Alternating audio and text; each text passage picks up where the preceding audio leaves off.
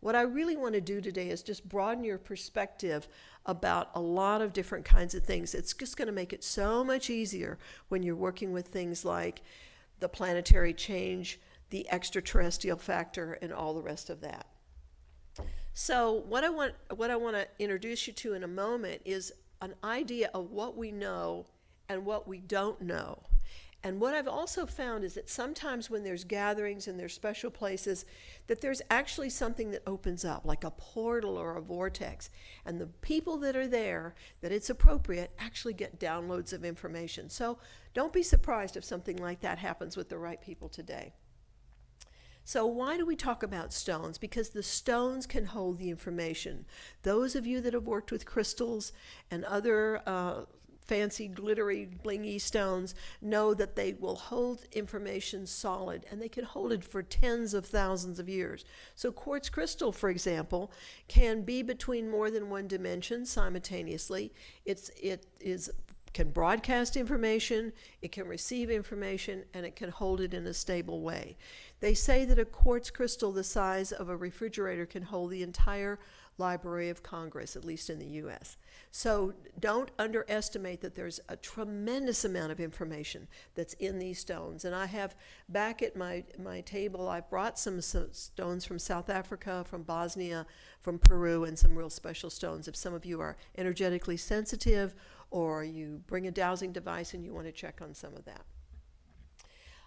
Another thing that I've struggled with a good part of my life is what they taught us was quote-unquote science, and how to reconcile that with what I was seeing in some of these ancient places. Because they go, well, this is not scientifically proven, and how do you know this is really, really real? So people will argue with you all day about that. So I'm going to present a much broader perspective that I think might be a little more helpful for you, a little more useful.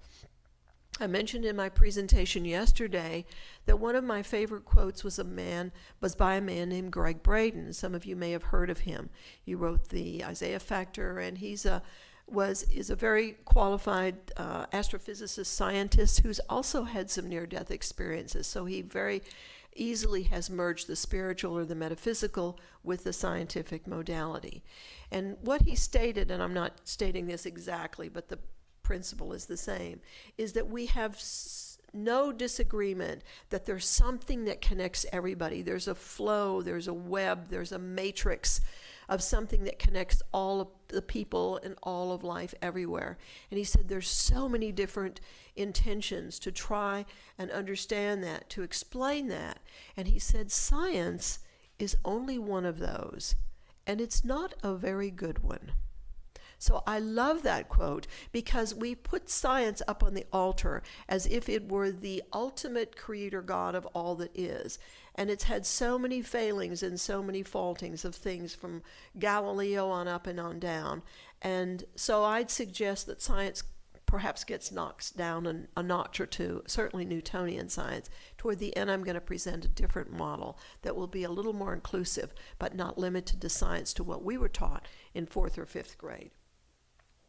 So I'm here not really to give you so many answers as to open your mind to a lot more questions and have you start asking bigger questions in a bigger way.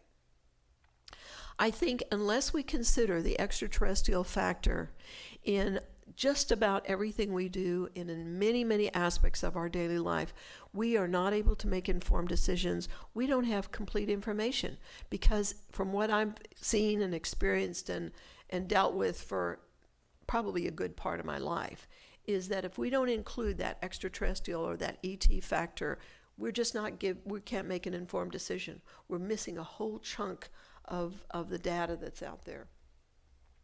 I'm going to be talking just about a couple of my experiences here and there. Most of the places that you're going to see on the slides, I've been there and I've dowsed, or I've experienced the energy, or I've done work with people in a variety of ways, with the exception of a couple of them, and I'll tell you what those are.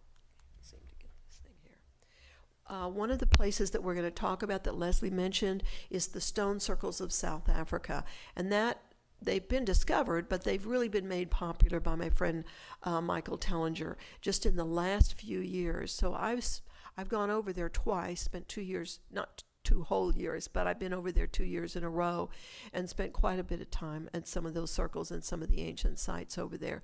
And they were just amazing. If you haven't been to South Africa, it's like going back to the motherland. The energy is just beautiful. It's wonderful there. Another place I've been to for 2 years in a row are the newly discovered pyramids in Bosnia. And I don't know if you know that they have found a little valley not very far from Sarajevo, Bosnia, where they have found 5 pyramids. And the largest pyramid is 1/3 larger than the Great Pyramid in Egypt. So it isn't even fully unearthed. It looks like it's, just got cows and trees and grass and things like on it. And there's still people arguing, is this really a pyramid or not? It absolutely is. So I'll be sharing some pictures in a little bit about that. Another thing I want to tie together, because it does relate to this, is about the information on the giants. Now, where I come from in northern Arizona, there are a lot of graves. You'll be surprised to see what they look like, and a lot of stories about the giants. But the giants have been recorded in the history of almost every country in the world, from Patagonia at the very tip of South America to certainly Europe to the Middle East. They've been in the mythologies, etc. So there's been stuff about giants. And when you look at giants through the lens of considering perhaps this is an ET race, perhaps they're tied in with ETs, perhaps they're a hybrid with ETs, it adds a whole new dimension to that. And again, just another thing that's been helped me over the years to cope. I was listening one night to Coast, one of my favorite radio shows, and I'm sure all of you folks are fans of that as well. And there was a man on there, I can't even remember who he was, and he was talking about the different ages that people have gone through historically. And he said, we're coming to the end of the age of logic. Well, I'm a Virgo, and I use logic all the time, and my heart just about stopped. I was like, oh my God, if we don't have logic in the world, what are we going to be able to do? And he said, we're coming into a new age, and it's the age of paradox. So it is no longer either or, it is now both and. And I really invite you to take that in and consider that it doesn't have to be science or made up. It can be both, and it doesn't have to just be in one dimension. It can be in both, and it can be in several. So it's not either or, it's both and. And I just love that, because it's been able to reconcile what I've seen and heard for many years are just real supposed differences that people have in this field. This is one of the first times I've ever spoke at a UFO type, cosmic type conference, but I've certainly attended them for more than 20 or 30 years, and I've been involved in the field kind of little below the radar for a long, long time. And there's often been these arguments and disagreements. Yeah, but you can't prove this, and is this really real, and let's take this to a laboratory, and we got to check it out, and there has to be more verification. And when you look at it can be both and, that just settles all that, and you can get on to doing some more work that makes a difference. Oh dear, I've done something terrible here. No, okay. So again, looking at this larger model, how about we just act like it might be true? If there are pictures that say, well, some of the people were a lot bigger, instead of saying, well, they were more important, that's why they drew them bigger, what about maybe they really were bigger? Maybe they were really giants. Maybe they really were from an extraterrestrial race. How about just quit denying what is very obvious, that's been stored and historically recorded, in some cases for thousands and even more years than that. So that's what I've talked about, is what a new model. Where did this go? Okay, so I want to introduce my friend Michael Tellinger. And I hope you can see this. You may need to adjust the light, but he's going to talk for just a minute about a piece that I think is so important, that when we look at the extraterrestrial factor, it's going to keep it going. Whoops, I got the bad thing. Can you make that play now? Leave it on that site. So just listen for a couple minutes to Michael here. He's from South Africa. To put it here tonight, because you're a really wise audience. Is everything we've been told is a lie. And I'm going to show you why I say that. Because we got to ask ourselves, how much do we really know about human history? Okay, we throw out these things all the time. We make these statements on a daily basis. Oh, it's not economically viable, or You know, you're an individual, you're entitled to your own opinion, and all these kind of things. By the way, all these are all not really true, but that's another presentation. If history is written by the victors, and we say this all the time, history is written by the victors, history is written by the victors. Well, what does it really mean? Stop, think about what it means, and put it into context. How can we put this into context and get some sort of scientific sense out of it? So let's first go back and analyze who we think we are right now based on current levels of information. We're told that we're the sort of pinnacle of civilization that started somewhere in Sumeria, or Sumer, around 6,000 years ago. And our teachers and academics and history books tell us that we've pretty much learned everything we know, or inherited everything we know from the Sumerians. You know, from astronomy, astrology, architecture, agriculture, money, etc. We've inherited from the Sumerians. And so they've been around for 6,000 years, right? And we're now the pinnacle, we're the smartest, the wisest. All these people before us were old, they know nothing. And that's what most people in the world think today. Luckily, it's changing very rapidly, but still, that's the main body of current belief. Let's just assume that if history is written by the victors, just by show of hands, you know, in 6,000 years, how many wars do you think we've had? Just shout out a number, anything that comes to mind in 6,000 years. Come on, be brave. 5,000 wars. Or should we be kind to history and say we had 1 war per annum? Okay, in over a 6,000 year period. I just need you to really contextualize this, because these are very important subtleties that we don't often stop and think about. So if we had 6,000 wars in 6,000 years, how does that affect our knowledge of ancient human history, our origins, and all these things? What you will find if you speak to statisticians or historians, they normally tell you that, well, we lose at least 50% of information after a conflict situation. That's what I got from doing my research. 50% of information probably goes lost, because those that write the history books write it with a different agenda. Okay, and they'll put in there whatever they want, and we know very little about the people that were conquered by Alexander. They were just vile and evil, and they all deserved to die. Right? So if you start putting it into a very basic statistical formula and a spreadsheet like this, it doesn't take long for you to realize, even after event number 8, we already know less than 1% of the original truth. I'm not saying the Sumerians had all truth and nothing but the truth. What I'm saying is, because it's the oldest material we have, it's probably closest to the original truth that we have. So let's use that as, starting point. So within, how many years? 8 years. Within 8 years of the rise of the Sumerian civilization, we already know less than 1% of the original truth.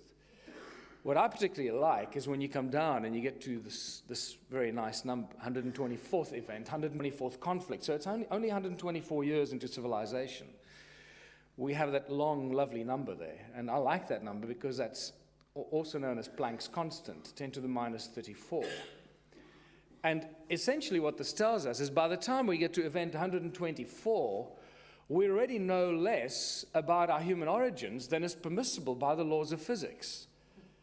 And that's an interesting thing to contemplate, so just let's put that into context. So if we say, or if I say that we know nothing about our human history, I'm already starting to believe that, and I really do believe that everything we've been taught is a lie, because it's just a convoluted distortion after distortion after distortion.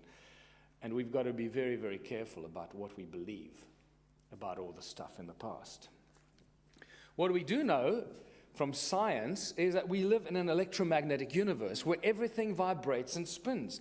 And these are very important things, very important principles. From the smallest atomic and subatomic structures, everything vibrates and spins. And in fact, we're told that the only reason this universe exists because of the spin and the vibration of all matter in it. If it stopped vibrating and stopped spinning, it would just... Okay, so that's enough of Michael. Anyway, he's a wonderful person.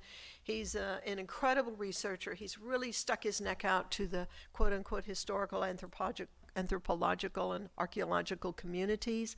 I've seen it. I've been to some of his conferences and presented down in South Africa. And what he's saying is so true. It's just so important to grasp that we really know nothing about our history. We know nothing. And in 124 years, to have it be less than allowable by the laws of physics. So think if it goes back 1,000, 2,000, 20, 100,000 years. And I believe we've done some dowsing, we've done some work in South Africa, that those stone circles are at least 250 to 300,000 years old.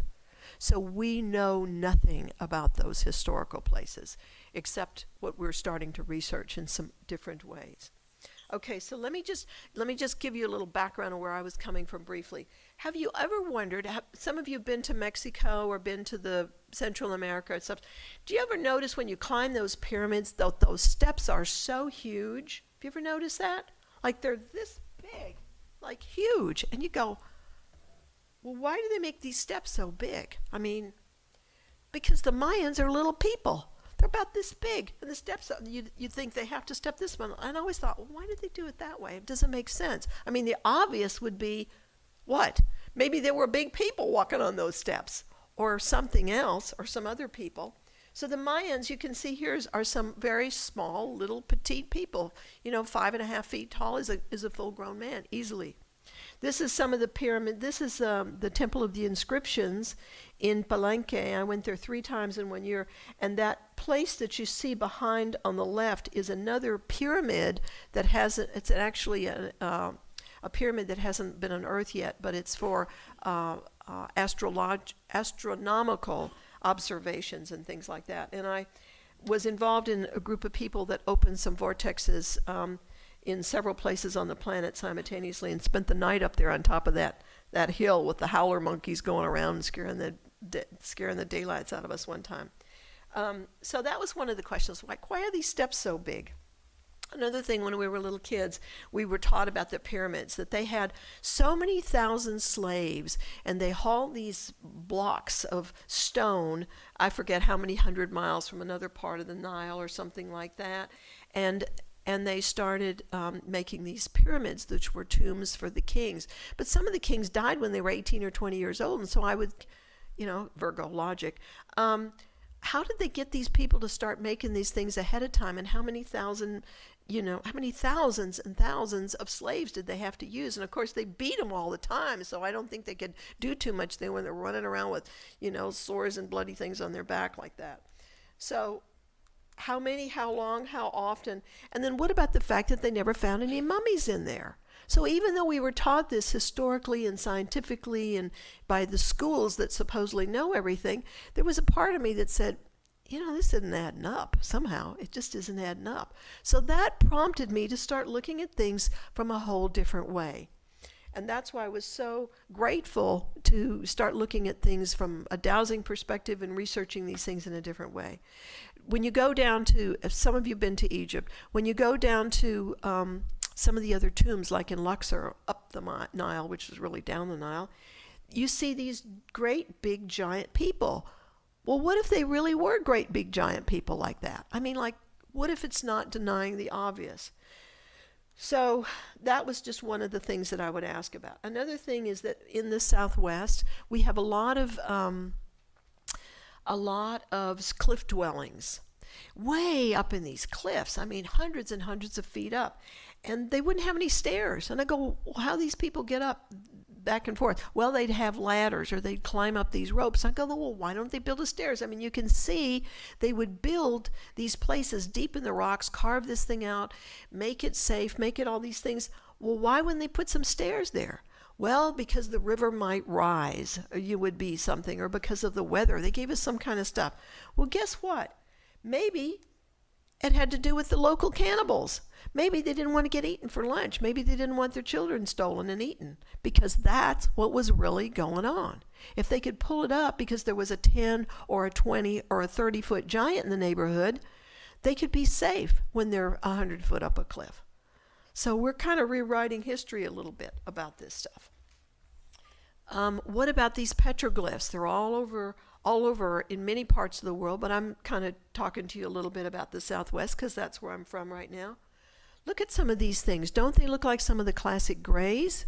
Don't they look like some of the beings, the extraterrestrial stuff? What if they were drawings about visitors from off-world sources and places? What if that was really true? What if the big guy in the middle was big because he was really big and the rest of the people were really little? Instead of, well, he was important, or he was the shaman, or he was the king. Yeah, well, what if he was 4 times the size of the other people? And another thing is that a lot of them had, look at that guy. I mean, talk about a petroglyph. It's like, well, he had better vision than the others or something like that. So a lot of times they had 6 fingers and 6 toes. I don't know if you know that. I've seen that on some of the petroglyphs, and I've had people tell me, well, if they had 6 toes, then they were a little more advanced beings. Well, a lot of the giants had 6 toes and 6 fingers. And some of them had double sets of teeth, too. I don't know if you know that. So when you just start looking at all these things, this is, again, my friend Michael Tellinger, and I've been to that footprint, and it is really huge. It's about this big. Went up there, climbed up on that rock, dowsed, all that stuff. And that is a footprint of a humanoid type being right there in South Africa. And they were big peoples. It was probably made in mud. It probably hardened, granite type thing. And then with some of the earth changes, it got pushed up. So I don't think all these people made up these stories. What about the ones with Bigfoot? What about Sasquatch? What about if this was a whole different evolutionary line that was created to be on the earth? What about if these people already have 36 strands of DNA that are activated? What about if they can go between dimensions, 4th and 5th and 3rd dimensions, and that's why they can't catch them, that's why they can't necessarily have connections with them in a way? And what if there are people already doing connections with them? What if there's somebody doing research that's got samples of tissue, bone, etc., and it shows that their DNA contains a huge amount of human DNA? I'll give you some of that information later. So there were a lot of different species. They all came out of one group called Homo erectus, and they were brought here a long, long time ago. And they're actually far more evolved than the human species are right now. I don't want you to believe anything I say. I want you to check it out yourself. Okay. Well, so then that takes you back to another question. Well, what about Atlantis? Who knows about that fairy tale? Who made that up or whatever? There's stories, there's pictures. Plato talked about it, what an incredible civilization it was, how technologically advanced. Consider this, that Atlantis was actually a 5th dimensional civilization. After the fall of it, things went back into 3rd dimension because we hear from the ascension stories that we're moving back through the 4th and into the 5th dimension. What if that's true? I've been to Bimini. I've done dowsing there. I've gone in, learned to scuba dive, and gone into the depths of the Bimini roads down there to actually see some of these ruins that are below the water. It's amazing, the underwater ruins in a lot of places. What if those really were legitimate civilizations that occurred, and they had contact with extraterrestrials, and some of them were giants? Okay, here's some more places just that I've checked out, and when you factor that in with the extraterrestrial factor, it really adds a whole different dimension. These are some of the stone circles in the Orkney Islands. The Orkney Islands are north of Scotland, way up inside the Arctic Circle, and there's amazing circles up there. This is old Viking land, similar to Stonehenge, and every one of these stones has stories and meanings and energies that can be dowsed, or those of you that are clairvoyant or energetically sensitive can check into that. So Mexico, Central America, tons and tons and tons of pyramids and ruins and things. Belize, I've been to the caves and been to down where they found the crystal skulls and all that. Egypt, of course, the pyramids there and a lot of the other ruins, much of which is kept from the general public, some of the things they've done. China and Tibet, the ruins and the ancient places there. I lived in Malta for many years. I've been down to Patagonia and heard their stories about the giants and some of the, what they might not call them extraterrestrials, but other beings that were there. Certainly the things in Greece. We talked about the stories of the gods and goddesses of Olympus and all of that. What if those were true? Bimini, I talked about, that's where you go and actually see some of the ruins of possible Atlantean civilization, which may have extended much more than just in the Atlantis. And of course the Nazca lines, how in the world do you explain those that you can see from the air? Really the best way to do it is to go up in a small plane. Peru, Machu Picchu, the skulls, the ruins, the things there, even in their own history, they don't have this definitive stories. They go, well, these were the ancient ones, or these were the ones before then. In South Africa, when I was over there with Michael, we went up for 2 or 3 days to Zimbabwe, to the Great Zimbabwe ruins, which are just absolutely amazing. And they're directly south, exactly on a longitudinal line south of the Great Pyramids in Egypt. And when dowsing on those stones, they've got some spire-type stones that were just one stone, like a needle, that's probably no more than 6 inches around and extends up 3 or 4 feet, and they've got them spaced alternately around the top of the ruins there. But what were those about? What were they for? The antenna? Were they for to get a TV station? What were they about? And of course, a lot of the U.S. sites that have amazing things in them and the stories. There's some of the stuff from the Nazca lines. If you've not been there, those are incredible to see. But you start looking at these places with the lens of looking at these as possible being extraterrestrial, off-world planet visitors, then it takes on a whole different place. There's the ruins in Zimbabwe, which extends quite a distance. I know you can go on YouTube and look up these things a little better, a little bit bigger. But huge, huge places, and they say, well, the king lived in here, and this is where the queen's house was, and this is where the other wives were. I don't think you can see those big stones that I was talking about, but cylinders and things that were really, really amazing. And when you go and you energetically tap in on those places, or you start dowsing those stones and checking the age and checking who built them and who was around and what the real purposes of them were, you'll really be amazed. Because remember, we really don't know very much about our history. We've been lied to and given a lot of incorrect information. Another person that I was privileged to spend a couple of days with in Africa is the great, really phenomenal man, Zulu shaman named Credo Mutwa. Some of you may have heard of this man. And he talks about the extraterrestrial contact with his tribe, the Zulu tribe, which were known as the Chitahuri. They're very kind of reptilian-ish looking, and even this huge necklace that he wears has got some indications and references to some of that. He's also an artist, and he's done a lot of paintings and drawings about that. But the stories that he has from his culture that go back thousands and thousands of years certainly includes the extraterrestrial factor in there. Amazing man, very educated, very brilliant. He's very declining in health now. He's got diabetes, but just such a privilege to meet a man of that caliber. This is one place I've not been yet, but it's definitely on my bucket list. And I've just been finding out more information about this lately, which is the Easter Island stones. You always heard about the heads. Well, guess what? They've been digging a little bit deeper, and now they found out that there's bodies attached to these heads. And these were another race of giants that came from another planetary system, another galaxy. They came here. They were covered up by the water. That's why only the heads were kind of exposed. And what I want you to notice, and I just got this information last week, is about the writings that are on the back of these stones. This is in a different language. It's similar to some of the Egyptian hieroglyphics, but it's not quite the same, and it hasn't been deciphered. These writings on the back of the stone were left by a different race, a different species of ETs. There's been a lot of different species that have come and visited our planet, left things in the stones and left other things. So this was not left by the giants that were the Easter Island head people. It's a different species, and of course they haven't been able to translate that specifically. You'll see some other places where you'll see some writings that they haven't quite discovered. So how do you explain this if you're going to look at the scientific model?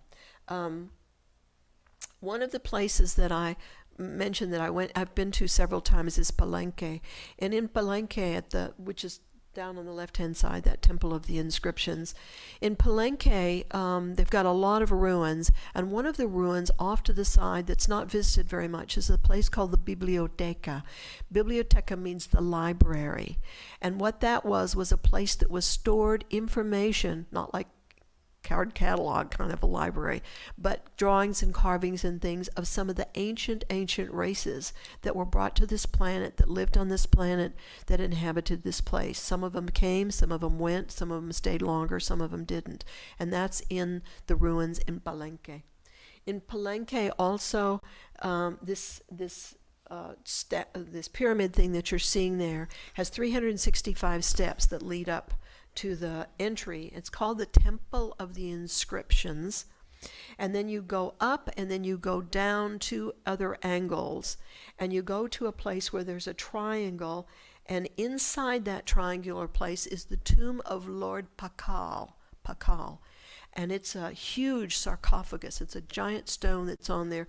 And this is a drawing of what's on that stone. If you look at that, the guy's driving some kind of a rocket ship. You see that? Now, what's going on with this stuff? Unless you factor in the extraterrestrial energies, this doesn't make any sense at all. I mean, any sense, according to what we were told about the ancient Mayans.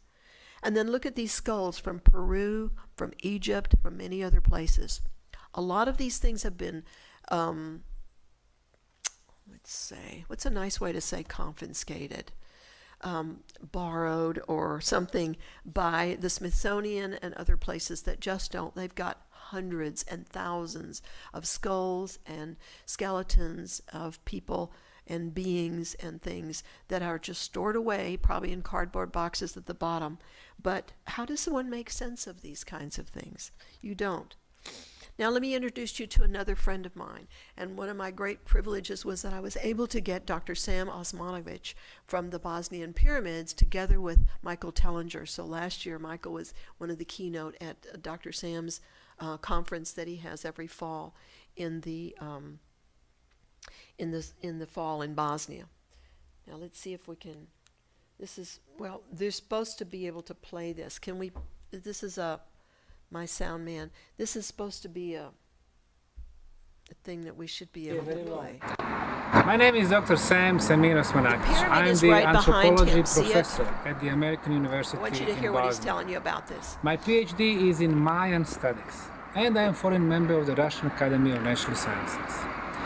For the last 25 years, I have been investigating pyramids all over the world, from the Central American countries like Honduras, Guatemala, Salvador, Belize, Mexico, but also Peru, I don't know if that's the pause button, but let me pause it for Bolivia, a second. Canary Islands, And Mauritius, say that Dr. China, Sam said there Egypt, are over Sudan, 100,000 and of course, pyramids on this In planet. spring of 100,000. 2005, I first came to this Okay, go ahead.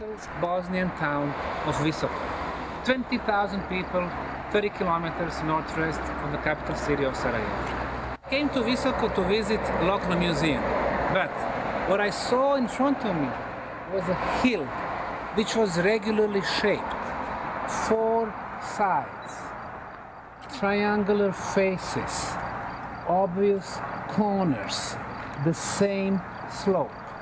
I took the compass, and compass showed me the orientation of this side to the north, south, east, and west. I know that Mother Nature does not make hills with 4 sides, triangular faces, and perfect orientation. I knew that this was an artificial structure. In the last 7 years, from 2005 to 2012, we established a non-profit foundation called Archaeological Park Bosnian Pyramid of the Sun Foundation. We have spent 300,000 hours on archaeological digging, sample testing, and radiocarbon datings, and we concluded that in Visoko we have 5 pyramids, which we named the Bosnian Pyramids of the Sun, Moon, Dragon, Earth, and Love. And under the valley of the pyramids is a huge network of underground tunnels, chambers, and water accumulation. So we named this the Bosnian Valley of the Pyramids. Wild, huh? If you haven't heard of that, get on the internet and check out Bosnian Pyramid of the Sun and start checking that out. And if you got any extra time, just get over there and help dig them out. Because this country is one of the poorest countries in Europe.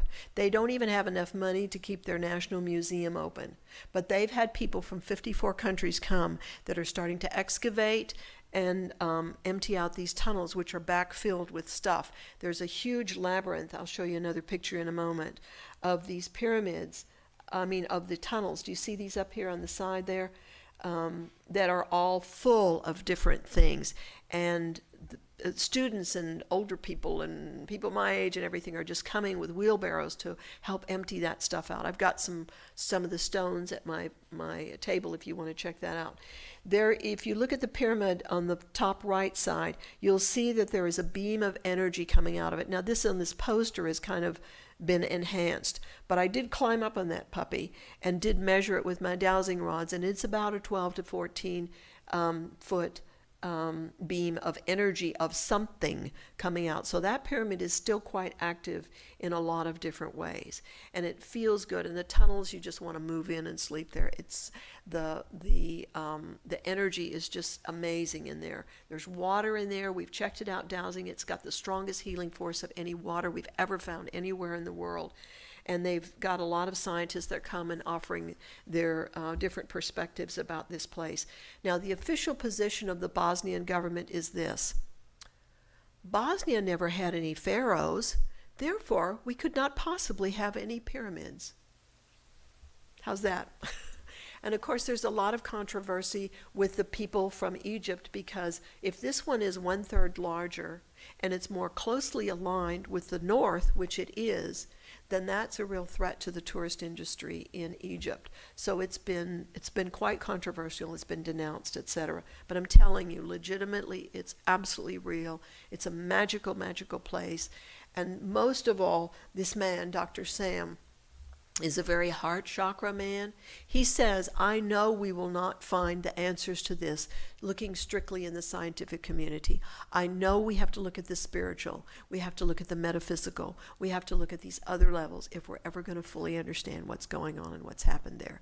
So for a man of his caliber, I mean, Russian Academy of Sciences, PhDs, etc., to be able to step out and put that on the line in that kind of way is really amazing. I'm just so grateful to have met people like him and Michael Tellinger and some of these other people that are breaking away from that narrow scientific model in that particular way. So they've measured it with a lot of different type of technology, some of the heat radiation, some of the energies, and I've done group past life regressions. I've been in the tunnels. Dr. Sam had me go in there with a few group of people. We dowsed, we accessed some of the spirits that are guardians and the beings that helped build it, and the energies that were going on thousands and thousands of years ago. This is at least 25 or 30,000 years old, and probably much older. There is a covering over the pyramids that they've excavated part of this away. You can see it was either one slab or several slabs. It's made of a concrete type composite material that they've analyzed in several laboratories in Vienna and Berlin, etc.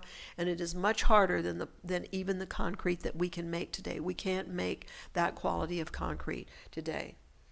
On the far right, you'll see one of the, I call them pods, they call them something else, but there are these structures that are inside the tunnels. They're a ceramic type material. Some of them have inscriptions on, you can see from the bottom. Again, we're going back to some of these ancient writings that were in places. And they're on a ceramic base, so they don't move. And they've kind of x-rayed them, so they probably have some other devices inside, possibly some crystals and things like that. On the inside, on the far left bottom, you're going to see the tunnels, and they've opened up quite a few of those tunnels already, and they are defying the laws of gravity. Literally, you can see they've only got a few poles. I'd say every 3 or 4 feet there's a pole, and guess what? It's defying the laws of gravity because the earth doesn't fall down and squash you. It's not collapsing, and it's not like they have to dig it out with picks. It's very loose composite with a few stones, a lot of sand and dirt, and they just gently pick that up, shovel it out, wheelbarrows, and out they go. So the ratings on some of this is amazing. Here's an underground stream and river in there, and that's found in some of those tunnels. But we don't even know fully what all it is. There's several layers of things in there, layers upon layers upon layers. So that's the Bosnian Pyramid of the Sun. So please, if you can't get there, whoops, we can't play this whole thing. So let's just move on to the next one. So let's take a look at some of Michael's stone circles in Africa. If you're just driving around the countryside, you're going to see them looking like this. Some of it has shown up, some of it hasn't. And the idea that we have is that they were probably covered up during the Great Flood, which are in all the Genesis stories of all the civilizations. And now the erosion is wearing away, and the circles are starting to be revealed. They take all different shapes. Every single one of these is different. And Michael estimates from working with Google Earth, etc., there are at least 10 million with an M of these stone circles all over South Africa, Zimbabwe, Botswana, etc. Some of these South African countries, 10 million of them. Some of them are in the shape of megatrons, so they could actually be devices. When you measure the energy inside and out, it is dramatically different. The heat index is dramatically different. I've identified scalar waves and other kinds of things going in there. So we don't fully know, does it have to do with transporting gold into the ships? Did it have to do where some of the original people were created, etc.? They also align with a lot of the star systems. For those of you that can look at those things, there's just amazing material on that.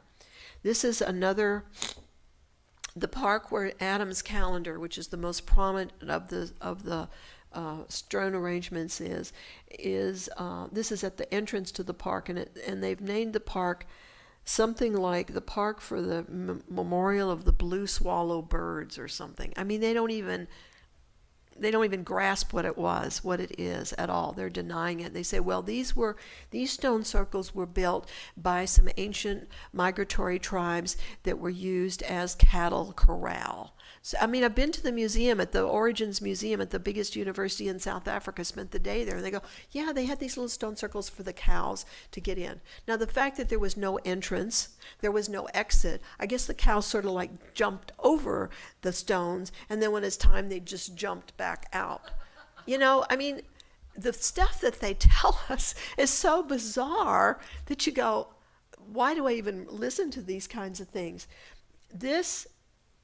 This piece of stone that I'm next to, Kratom Mutua, said this is where the heaven and the earth met. And he said this is the clitoris of Mother Earth, that stone right there. Okay, there I am dowsing. They're loosely packed. They don't have any mortar or anything in between.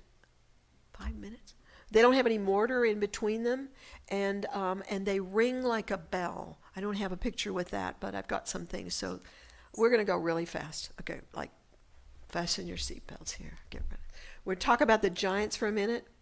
These are some of the artifacts that they found in some of the giants' tombs in the United States and in other places. And these giants can get to be huge. There are apparently 9 distinct groups with 20 different branches that were brought to this planet. They range in size from 9 to possibly 35 foot tall. They're talked about all over the world.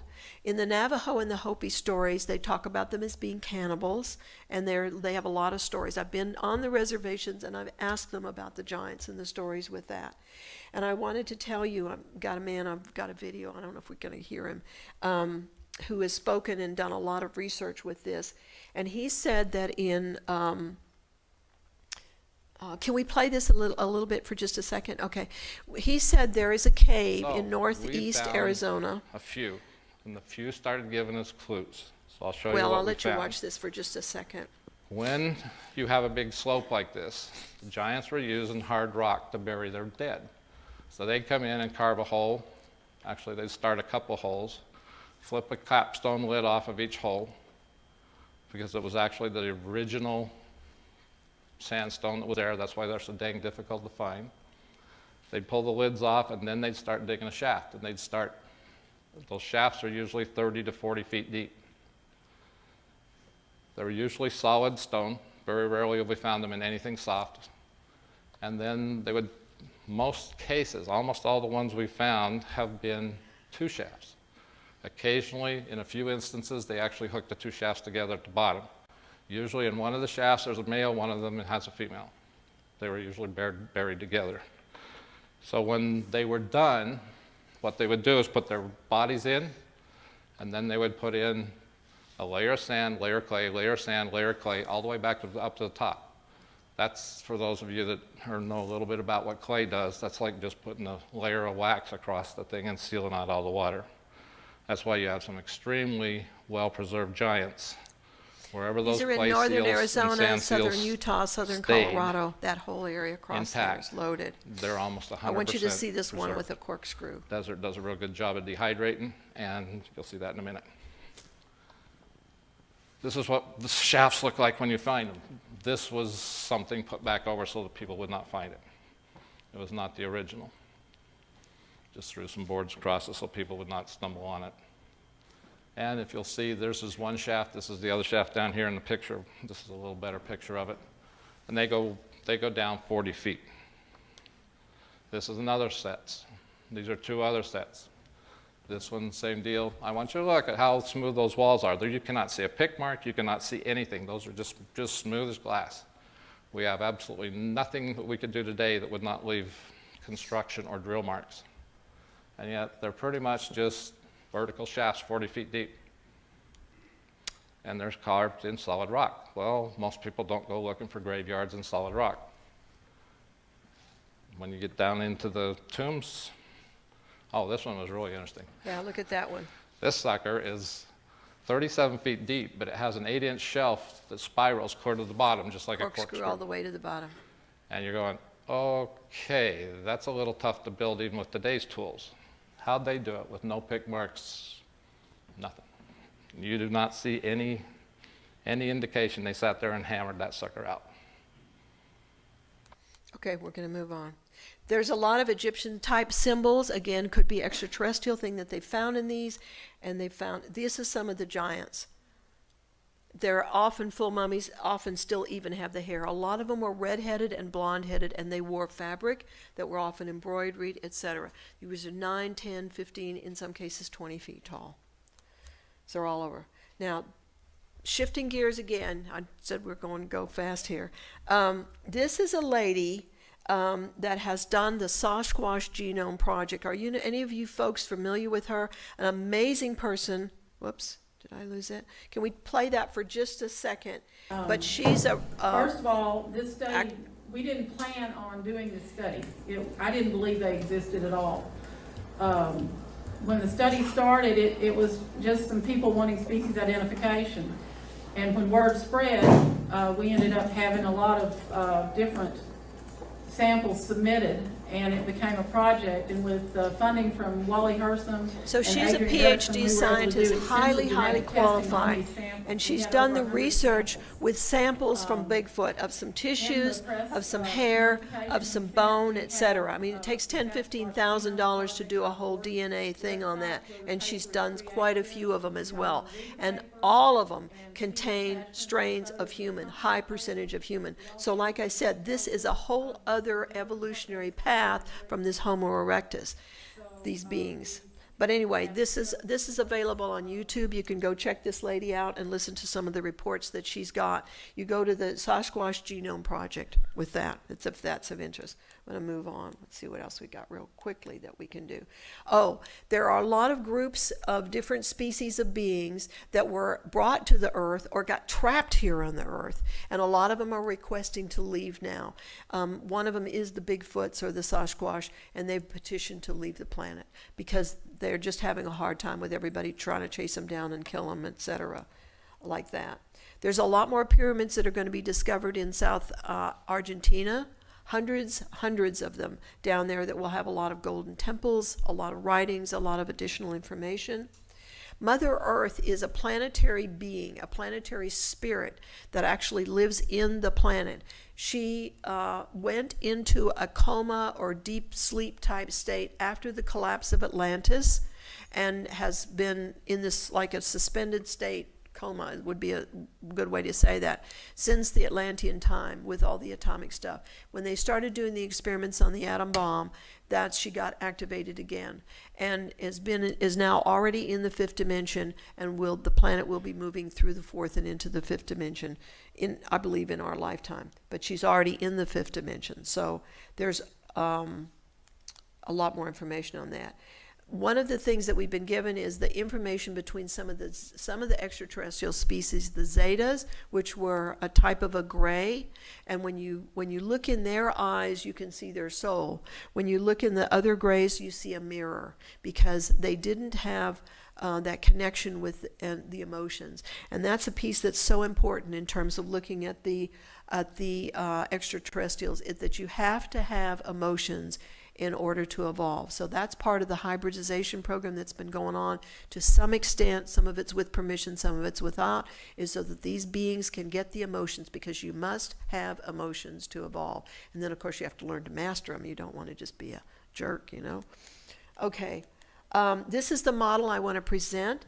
Just briefly, if you imagine an iceberg, the tip is space-time Newtonian physics as we think of it. You know, it has to be proven, it has to be space-time, measurable in a laboratory, etc. So that's the way to think of just the very tip of this iceberg.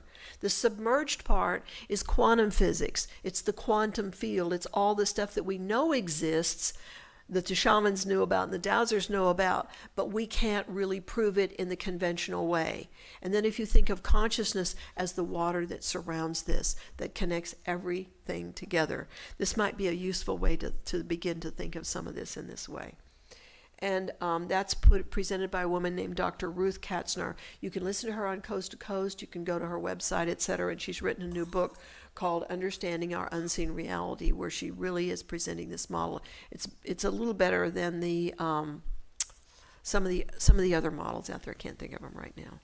And when I ask at the higher level, what do they want me to know, in terms of what do they want me to give the information to everybody here, and it was love. That was it, one thing. You've just got to talk about love. You've got to say that we've got to connect with everybody, everything is connected, every stone, every leaf, everything. And the more we can vibrate at that higher frequency, which is like service to others versus service to self, that's the name of the game. That's it. Thank you so much for your attention.